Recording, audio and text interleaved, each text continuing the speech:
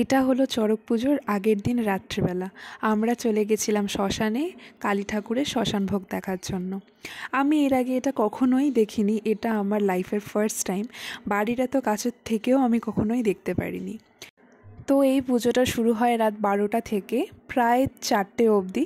তো এদিকে আমার ভীষণ ঘুম পেয়ে গেছিলো, তখন প্রায় রাত 2:30টার মতো বাজে।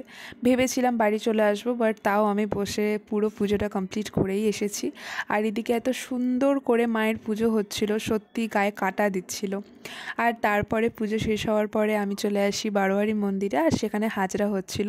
তাদের আশেপাশে যদি চড়ক পুজো হয়ে থাকে তোমরা নিশ্চয়ই জানবে।